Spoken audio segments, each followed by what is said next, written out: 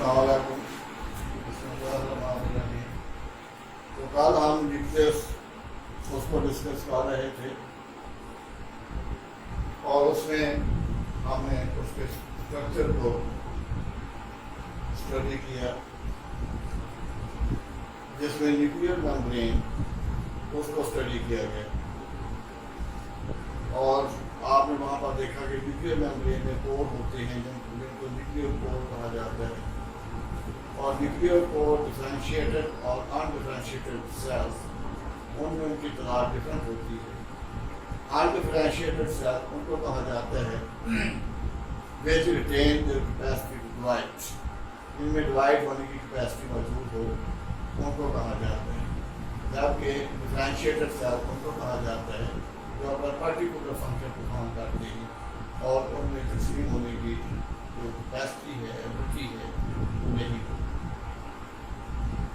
तो तादाद में कोर्स की तादाद में डिफरेंस है। आज हम करेंगे कि न्यूक्लियस के अंदर डार्कली स्टेन्ड बॉडीज होती हैं जिनको न्यूक्लियोलाई कहा जाता है, और एक जो उसको न्यूक्लियोलस कहा जाएगा। तो इनकी तादाद 1 से लेकर 6 तक होती है, लेकिन आमतौर पर 2 या 3 न्यूक्लियोलाई मौजूद होते हैं न्यूक्लियस के अंदर, लेकिन 1 से 6 तक इनकी तादाद हो सकती है।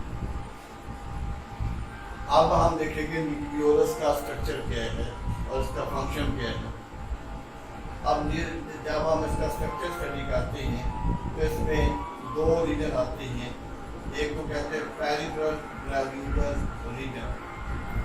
अब पेरिफेरल का मतलब होते हैं जो बाहर की तरफ हो, बैरूनी, उसको पेरिफेरल कहा जाता है। और एक है इसका पार्ट, उसको कहते हैं सेंट्रल रीजन, वो फाइबर पर मुश्तमिल होगा, उसको सेंट्रल फाइबर का नाम दिया जाता है। यानी एक होगा पेरिफेरल ग्लैंडुलर रीजन और दूसरा होगा सेंट्रल फाइबर रीजन। एक ये रीजन होगा और एक ये सेंट्रल फाइबर रीजन होगा। अब जो पेरिफेरल ग्लैंडुलर रीजन है ये ग्रैन्यूल लाइक होगा, दानेदार होगा, ग्रैन्यूल लाइक होगा। और इसमें जो कहने के प्रिकर्सर्स ऑफ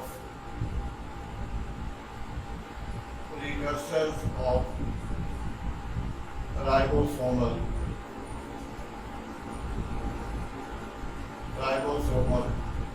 सब यूनिट्स, प्रिकर्सर्स ऑफ राइबोसोमल सब यूनिट्स, इसमें प्रिकर्सर्स ऑफ राइबोसोमल सब यूनिट्स। अब प्रिकर्सर उसको कहा जाता है कि जिससे कोई चीज़ आगे बनती है, जिसको रॉ मटेरियल भी हम कह देते हैं, कि जैसे आगे कोई चीज़ बने इसमें ऐसा मटेरियल मौजूद होगा जैसे राइबोसोम की सब यूनिट्स बनती है। जैसे आपने पढ़ा था पीछे के जो यूकैरियोटिक राइबोसोम है उसकी 2 सब यूनिट्स होती हैं, एक स्मॉल सब यूनिट और एक लार्ज सब यूनिट।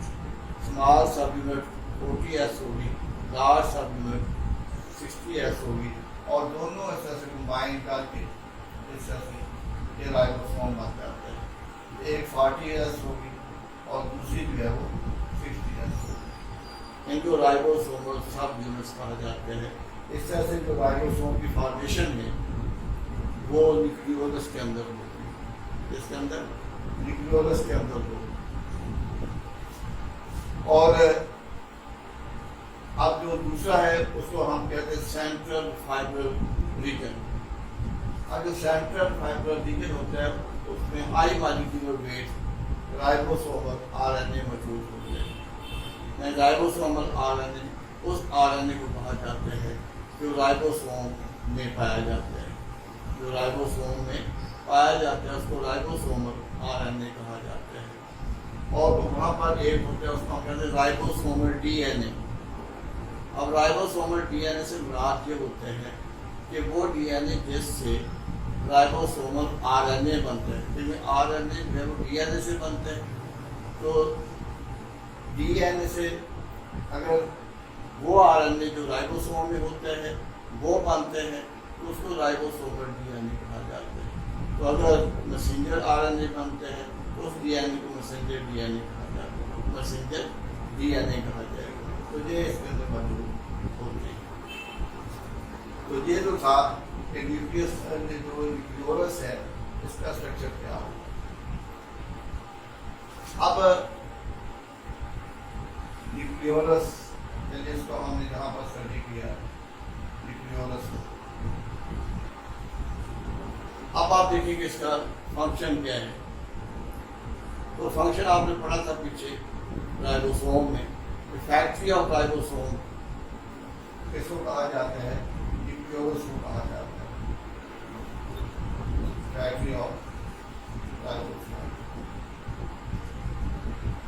ये न्यूक्लियोलस का फंक्शन है। ये राइबोसोम की फैक्ट्री होती है और जहाँ पर राइबोसोम बनते हैं और वहाँ से न्यूक्लियर पोर के जरिए साइटोप्लाज्म में चले जाते हैं।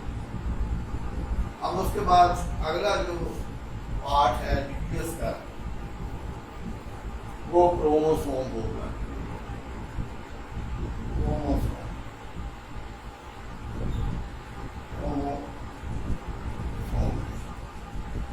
अब ये भी न्यूक्लियस में ही मैंने आपको बताया था कि न्यूक्लियस के अंदर पहले जो है क्रोमाटिन मटीरियल होते हैं। Chromatin material, chromatin material. अब ये जो क्रोमाटिन मटीरियल है ये फिर चेंज हो जाता है ये क्रोमोसोम में चेंज हो जाएगा और ये डार्कली स्टेन्ड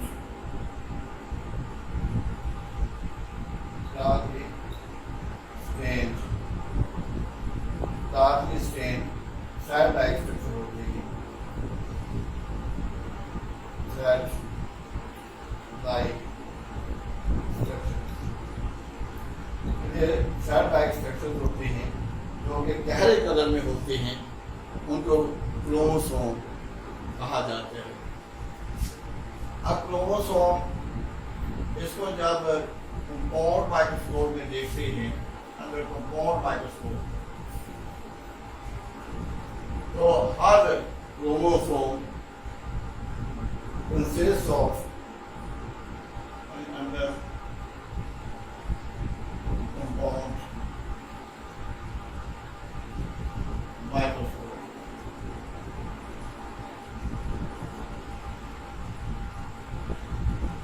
तो chromosome appear as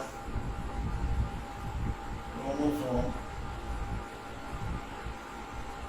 consists of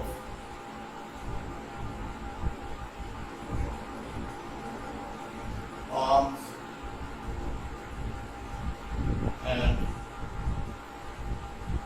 centromere. Arm and centromere उस पर भी मुश्तमिल होते हैं। इसको आप इस तरह समझ लें कि मसलन इस तरह से ये क्रोमोसोम, अब ये इसको सेंट्रोमियर कहा जाता है।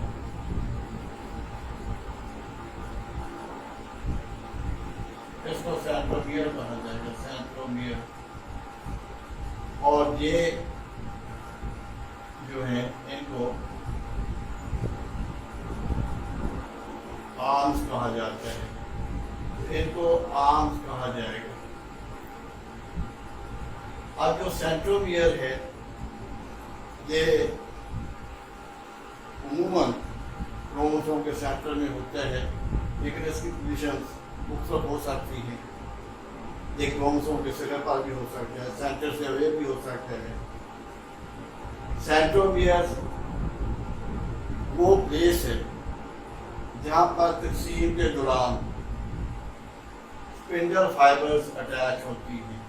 मतलब एक क्रोमोसोम है इस तरह से और इस तरह से जहाँ पर स्पिंडल फॉर्मेशन होती है, तो इस तरह से स्पिंडल यहाँ पर रख होगी, इस तरह से स्पिंडल रख होता है। तो जो स्पिंडल रॉक हो जाती है, और जो स्पिंडल फाइबर्स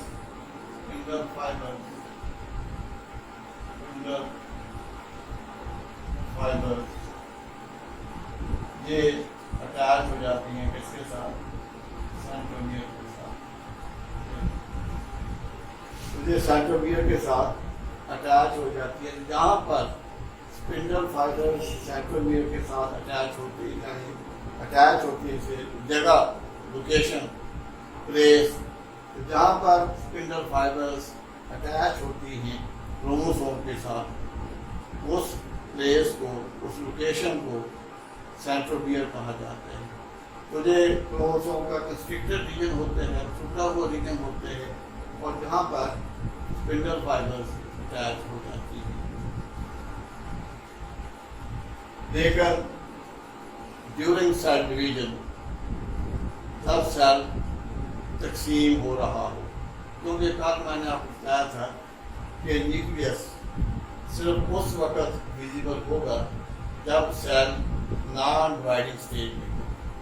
अगर सेल डिवाइडिंग स्टेज में है तो उसमें न्यूक्लियस विजिबल नहीं होगा, तो उस वक्त वहाँ पर क्रोमोसोम नजर आएंगे। अब ड्यूरिंग सेल डिवीजन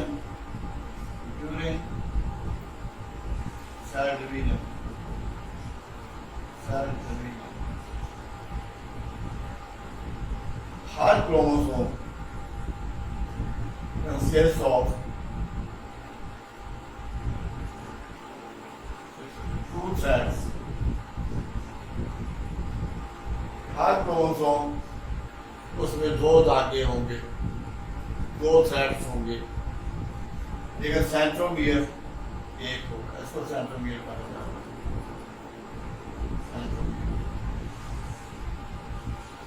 लेकिन सेंट्रोमियर एक होगा, लेकिन ये जो फिलामेंट हैं ये 2 होंगे। इनको क्रोमाटिड्स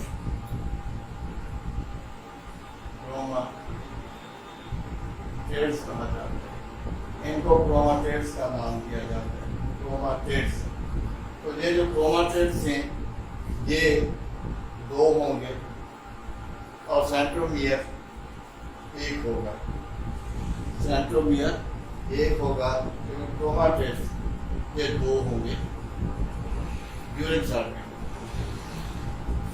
अगर सेल डिवाइड नहीं कर रहा तो क्रोमोसोम आसानी के साथ विजिबल नहीं होते। उनको देखने के लिए बेसिक स्टेन का इस्तेमाल करते हैं, और बेसिक स्टेन की वजह से क्रोमोसोम के अंदर जो डीएनए होता है वो कलर्ड हो जाएगा, और कलर्ड होने की वजह से क्रोमोसोम आसानी के साथ विजिबल हो जाते हैं। अब जब हम क्रोमाटिड कहते हैं तो इस तरह से एक क्रोमोसोम है और ये इसका सेंट्रोमियर है, सेंट्रोमियर, और इनको क्रोमाटिड कहा जाता है। क्रोमाटिड इनको कहा जाता है। अब जो क्रोमाटिड होते हैं इसको कहा जाता है कि एग्जैक्ट रेप्लिका ऑफ क्रोमोसोम, कि ये क्रोमोसोम की एग्जैक्ट कापी होते हैं। Exact replica of chromosome, chromosome की एग्जैक्ट कापी होगा। जैसे ये क्रोमोसोम पहले इस तरह का होगा, उसके बाद जिस टाइप का हो जाता है, इसलिए इनको क्रोमाटिड्स का नाम दिया जाता है। अब हर जानदार के अंदर, यानी एक स्पीशीज़ के अंदर क्रोमोसोम की तादाद मखसूस होती है। जैसे इंसान है तो जितने भी इंसान हैं उनका ताल्लुक़ एक स्पीशीज़ के साथ है, और तमाम में क्रोमोसोम की तादाद 46 होगी। पोटैटो है उसमें क्रोमोसोम की तादाद 48 होगी। चिंपांजी उसमें 48 होगी। फ्रूट फ्लाई, ड्रासोफिला, मेलानोगास्टर, इसमें क्रोमोसोम की तादाद 8 होगी, और ओनियन में 16 होगी। गार्डन पी में 14 क्रोमोसोम मौजूद होते हैं, और ये क्रोमोसोम नस्ल दर नस्ल जो है वो इनकी तादाद सेम रहती है, इसमें चेंज नहीं आती। लेकिन कुछ इंडिविजुअल होते हैं जो एबनॉर्मल होते हैं, उनमें क्रोमोसोम ज़्यादा हो सकता है, कम हो सकता है, वो नॉर्मल पर्सन नहीं होते, वो एबनॉर्मल पर्सन कहलाते हैं। अब वो स्ट्रक्चर जो हमारे करैक्टर्स को कंट्रोल करते हैं, जिनकी वजह से हमारे करैक्टर डेवलप करते हैं, वो करैक्टर इस तरह से क्रोमोसोम के ऊपर मौजूद होते हैं, मतलब जहाँ पर मौजूद होते हैं इनको जीन्स कहा जाता है, जीन्स। तो ये जीन जो है यूनिट ऑफ हेरिडिटरी इंफॉर्मेशन, यानी विरासती इंफॉर्मेशन की यूनिट को कहा जाता है जीन। तो जीन की वजह से हमारे तमाम करैक्टर डेवलप होते हैं, जैसे हमारे हेयर का कलर है, फेस का कलर है, हाइट है, ये तमाम करैक्टर जीन कंट्रोल करते हैं, जीन क्रोमोसोम के ऊपर मौजूद होते हैं और इस तरह से ये जीन उसके सेल की लाइफ को और उसकी मुख्तलिफ एक्टिविटीज़ को कंट्रोल करते हैं। अब क्रोमोसोम नंबर जो नॉर्मल सेल्स होते हैं, नॉर्मल सेल्स उनमें डिप्लॉयड होगा, नॉर्मल सेल्स उनमें क्रोमोसोम नंबर डिप्लॉयड होता है, डिप्लॉयड यानी 2n होगा, 2n। जिस तरह से हमारा नॉर्मल सेल्स हैं उनमें क्रोमोसोम नंबर जो है 46 होगा, यानी 2n होगा।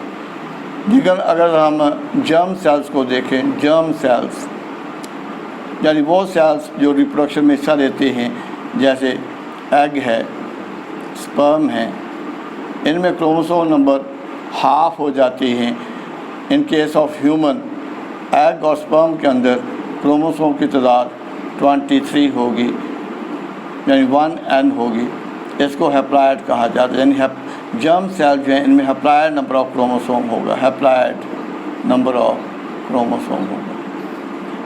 तो इसमें हैप्लॉयड होगा जबकि नॉर्मल सेल में डिप्लॉयड होगा। तो इसके साथ आर्टिकल ख़त्म होता है। अल्लाह हाफ़िज़।